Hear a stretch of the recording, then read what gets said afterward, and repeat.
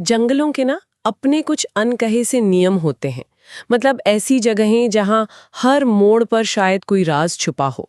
हाँ बिल्कुल। और आज हम जिस कहानी या कहें कि जिन घटनाओं पर बात कर रहे हैं वो कॉर्बेट नेशनल पार्क से जुड़ी हैं। हमारे पास कुछ सोर्सेज हैं, कुछ नोट्स है और एक वहां की लोकल मतलब स्थानीय लोक कथा है, कहानी है 5 दोस्तों की। हाँ, 5 दोस्त रोहित, निशा, कबीर, आन्या और वरुण दिल्ली से निकले थे जुलाई के महीने में, मॉनसून का टाइम। रोहित की एसयूवी में कॉर्बेट के लिए शहर से दूर नेचर के करीब जाने का उत्साह था उनमें। बिल्कुल। और साथ में वो एक ड्रोन भी ले गए थे। आन्या वाइल्ड लाइफ फोटोग्राफर थी शायद। लेकिन कॉर्बेट पहुंचकर उन्हें पता चला कि मौसम बहुत खराब है।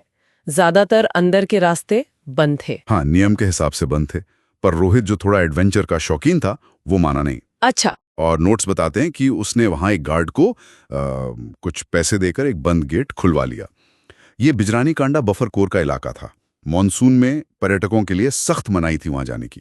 और लोक कथा में उसमें एक चेतावनी का भी जिक्र है ना, गेटकीपर की। हाँ बिल्कुल। लोक कथा कहती है कि गेटकीपर ने जाते जाते कहा था, ये रास्ता बंद है साहब, यहाँ भूत नहीं जंगल का प्रकोप है। जंगल का प्रकोप, ये शब्द बार बार आता है इन सोर्सेज में। प्रकोप, इसका मतलब क्या है लोक कथा के हिसाब से? लोक कथा के अनुसार प्रकोप मतलब जंगल की अपनी शक्ति, या कह लें कि उसकी नाराजगी। जब इंसान उसकी हदें पार करते हैं तो वो जाग उठता है। कोई आम भूत प्रेत नहीं बल्कि जंगल खुद। तो वो लोग उस वर्जित इलाके में चले गए, टूटे फूटे रास्तों से घने जंगल में। बारिश भी तेज हो गई थी शायद। हाँ, पहले बूंदाबांदी थी, फिर तेज बारिश होने लगी। उन्होंने रात में एक सूखी नदी के किनारे अपना कैंप लगाया। और पहली अजीब घटना रात में ही हुई, निशा के साथ। हाँ, निशा जो थोड़ी आध्यात्मिक किस्म की थी, उसे दूर से कुछ अजीब मंत्र जैसी आवाजें सुनाई दी, जिससे हवा में कोई फुसफुसा रहा हो। नोट्स में इसका जिक्र है। और आन्या का कैमरा, उसने भी कुछ कैप्चर किया था। हाँ, आन्या ने जो ट्रेल कैमरा लगाया था उसमें बाघ की जगह कुछ और ही दिखा। मतलब एक अजीब सा जीव, 4 पैरों पर रेंगता हुआ, इंसानी हाथ पैर जैसा, लेकिन चेहरा खोपड़ी जैसा और बहुत तेज। लेकिन दोस्तों ने इस पर यकीन नहीं किया। नहीं, नोट्स के हिसाब से उन्होंने इसे खराब रोशनी, बारिश, बुरा एंगल कहकर टाल दिया, शायद डर की वजह से।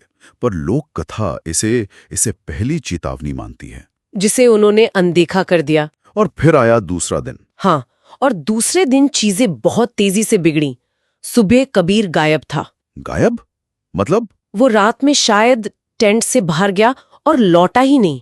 काफी ढूंढा पर मिला सिर्फ उसका कटा हुआ हाथ, जिसमें उसकी चेन फंसी हुई थी। हे भगवान, सिर्फ हाथ। हाँ, और फिर उन्होंने देखा कि उनकी एसयूवी के टायर पिटे हुए, पत्थरों से नहीं बल्कि जैसे किसी बड़े जानवर के पंजों के निशान हो।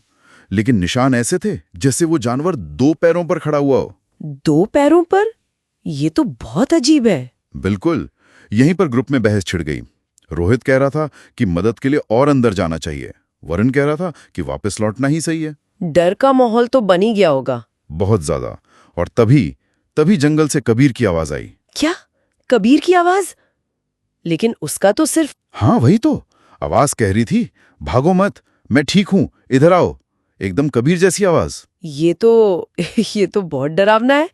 क्या कोई गया उसकी तरफ? नोट्स में साफ नहीं है, शायद डर के मारे कोई नहीं गया।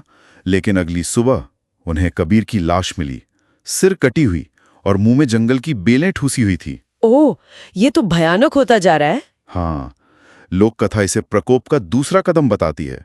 पहले डराना, फिर नुकसान पहुंचाना और फिर नकल करना, आवाज की नकल। इसके बाद आन्या का ड्रोन वाला किस्सा आता है। हाँ, आन्या ने शायद हिम्मत करके आखिरी बार ड्रोन उड़ाया और फुटेज में एक फ्रेम में साफ देखा एक आदमी जैसा कुछ। आदमी? हाँ, लेकिन उसकी आंखें बाघ जैसी थीं, त्वचा सड़ रही थी और वो उनके टेंट के ठीक ऊपर खड़ा था, सीधा ड्रोन के लेंस में घूर रहा था। और आन्या ने ये देखा? हाँ, उसने देखा और चीख कर भागी।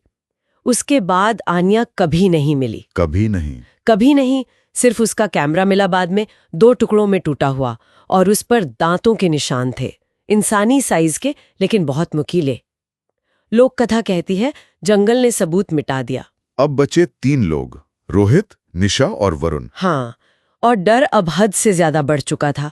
अगली रात निशा ने शायद खुद को बचाने के लिए पूरी रात मंत्र पढ़े। वो आध्यात्मिक थी। लेकिन उसका क्या हुआ? सुबह निशा की लाश मिली, एक बरगद के पेड़ की जड़ों में धसी हुई, जैसे जंगल ने उसे अपने अंदर खींच लिया हो। जैसे लोक कथा कहती है, जंगल द्वारा वापस ले लिया जाना। बिल्कुल।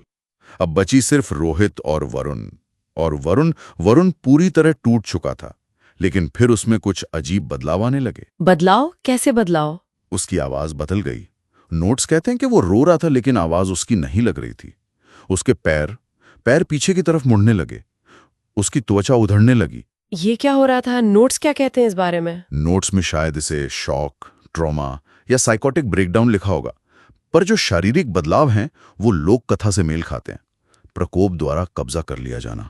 तो अब सिर्फ रोहित बचा। उसने भागने की कोशिश की होगी। हाँ, रोहित भागा, कार तक पहुंचा, लेकिन कार स्टार्ट नहीं हुई। नहीं। और फिर नोट्स और लोक कथा दोनों में वो आखिरी दृश्य दर्ज है। रोहित कार में है, बाहर घना कोहरा, और कोहरे में उसे वरुण खड़ा दिखता है। वरुण जो बदल चुका था। हाँ, और वरुण के कंधे के ठीक ऊपर कोहरे में 2 आंखें चमक रही थीं, और फिर एक दहाड़ गूंजी, बाघ जैसी, लेकिन उसमें इंसानी गुस्सा था, गहरा भयानक गुस्सा। रोहित का क्या हुआ ये नहीं पता। नहीं, स्रोत यहीं खत्म हो जाते हैं। रोहित का क्या हुआ ये नहीं बताते। तो इन दोनों स्रोतों को देखें तो एक तरफ नोट्स हैं जो शायद डर, वहम और किसी अनजाने खतरे की बात करते हैं। हाँ, एक तरह से रैशनल एक्सप्लेनेशन देने की कोशिश।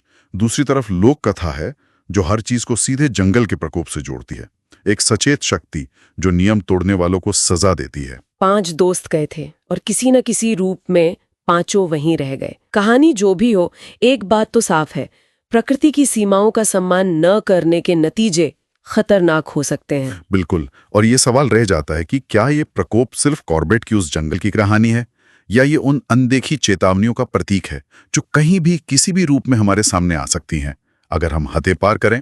सोचने वाली बात है। इसी सवाल के साथ आज की ये कहानी यहीं रोकते हैं।